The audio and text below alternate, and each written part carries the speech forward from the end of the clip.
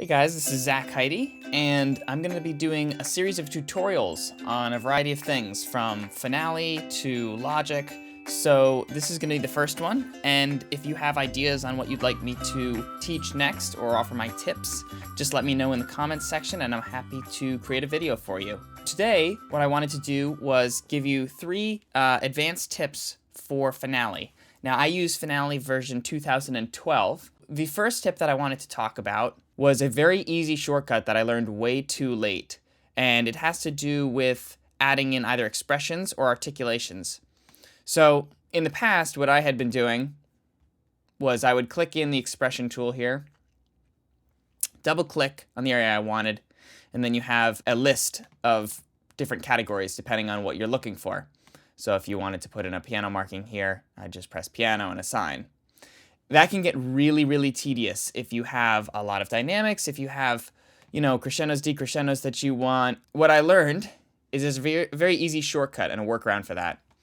If you look in either the expressions, the articulations, you can see that above most of these, there are numbers. See here it says 1, 2, 3, 4, 5.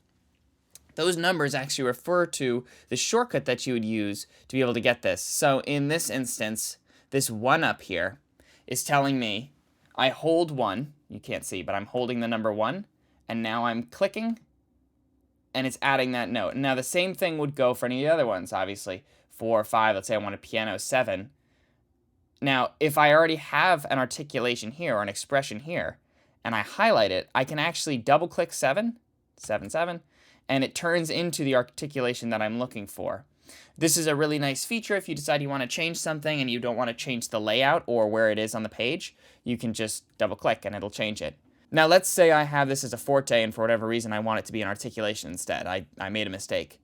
This you need to actually switch to the other one in order to do. So anytime you have one of these highlighted, it's going to look for anything in that category. So when I have the expression tool highlighted, it's only looking for expressions. When I have the articulations tool highlighted, it's only looking for articulations. But the same concept applies. Staccato shortcut is S, and I can click, and boom, there's a staccato. I believe T is trill. Yep. Same thing goes. I could change any of those. You can even highlight multiple notes. So I'm holding S right now, drag over all of these, let go. Boom, I've just created all those staccatos. It can be a really useful feature.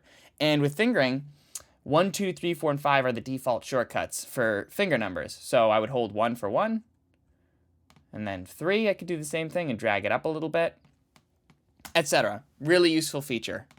Also applies into the Smart Shape tool. So in the case of like a crescendo or decrescendo, you'll see there's the 2 carets right next to the M on your keyboard. If I hold the one that looks like a crescendo and then double tap and drag, make a crescendo. Decrescendo, that other one that looks like a decrescendo, same thing, creates it. Easy, very easy to do. So that's one shortcut that I found has been really helpful. Another shortcut, not necessarily a shortcut, but I would say formatting tool that you can utilize is the page layout tool. There's lots of features you can do in here. My favorite is the space systems evenly. And if you click in this, you can choose how many systems you'd like per page.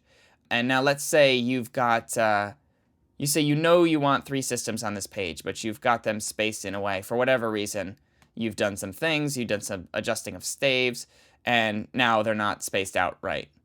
If you do not change the number of systems on each page, it's going to automatically space it out based on where your page margins are so that they're all evenly distributed. I found it to be really nice visually when you look through a score and you see that all of the systems are spaced evenly. I think it's really nice looking. While we're on it, actually, there's another tool you can do. Utilities fit measures.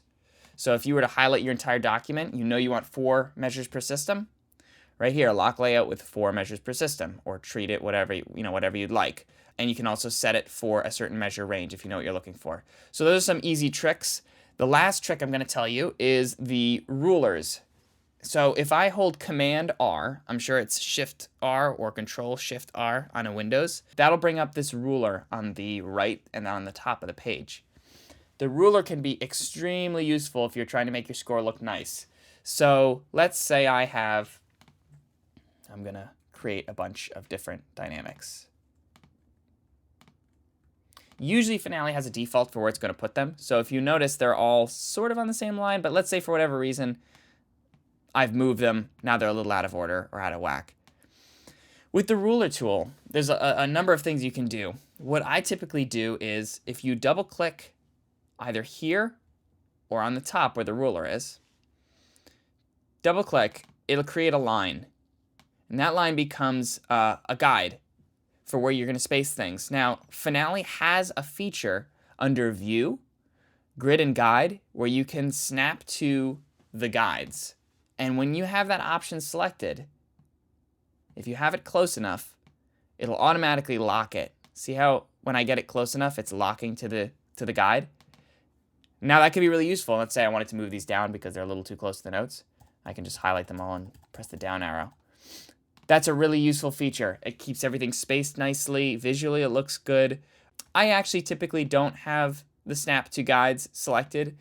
That's just my personal preference, but I find that I'm able to line it up the way that I'd like without using the guides. So in this case, you see you have these crosshairs every time you drag something. I just line up the crosshairs. Essentially the same process, but sometimes I find that stuff gets snapped to the guide that I'm not looking to get snapped, and it can be a bit of a nuisance for me to undo that. So, and let's say that you want to adjust some parameters in your guide. You have grid guide options here under View. And you can say what the gravity zone is, which is basically saying how far does it have to be from the guide for it to actually pull it into the guide and line up. And you can set those parameters there, and visual things too. So anyways, those are a few quick tips. If you have other questions about Finale or Logic, please let me know in the comments section. Leave a like if you enjoyed, and I'm looking forward to teaching some more. Have a great day.